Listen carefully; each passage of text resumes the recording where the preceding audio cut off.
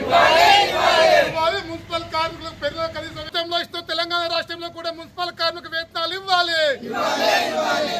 పక్క రాష్ట్రంలో ఇస్తూ తెలంగాణ గత 25 సంవత్సరాల నుంచి ఈరోజు మున్సిపాలిటీలో శానిటేషన్ విభాగం కానీ వాటర్ సప్లై విభాగంలో కాంట్రాక్ట్ కార్మికులు పనిచేస్తూ ఉన్నారు.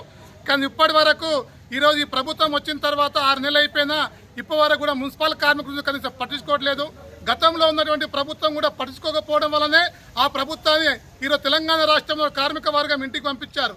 ఈ ప్రభుత్వం రాకముందు కూడా మున్సిపల్ కార్మికులు పర్మనెంట్ చేస్తాము, కనీస వేతనం 26 ఇస్తామని చెప్పి ఈరోజు 6-7 నెలలు అయిపోయినా కనీసం మున్సిపల్ కార్మికుల నుంచి ప్రభుత్వం ఆలోచన చేయట్లేదు. పక్కా రాష్ట్రంలో ఉన్నటువంటి ఆంధ్రప్రదేశ్లో మున్సిపల్ కార్మికులకు నెలకు 21,000 రూపాయలు ఆంధ్ర రాష్ట్రంలో ఇస్తూ ఉన్నారు. మా తెలంగాణ రాష్ట్రంలో ఎందుకు ఇవ్వకూడదు ఒకసారి ప్రభుత్వాన్ని ప్రశ్నిస్తూ ఉన్నాం.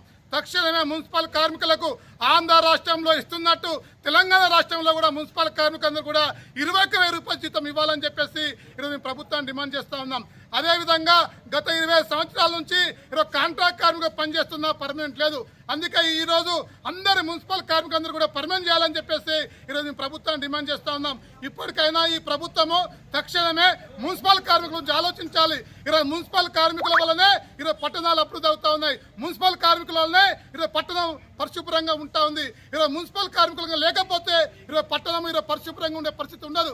కానీ ఈరోజు నిత్యం ప్రజలకు సేవ చేసే మున్సిపల్ కార్మికుల గురించి, వాళ్ళ జీతాల గురించి, వాళ్ళ జీవితాల గురించి ఈరోజు ప్రభుత్వాలు ఆలోచించాలని చెప్పేసి కూడా ఈ సందర్భంగా ప్రభుత్వాన్ని డిమాండ్ చేస్తా ఉన్నాం. ఇప్పటికైనా ప్రభుత్వం తక్షణం స్పందించి మున్సిపల్ కార్మిక జీతాలు పెంచాలని చెప్పేసి ఈరోజు డిమాండ్ చేస్తా ఉన్నాం.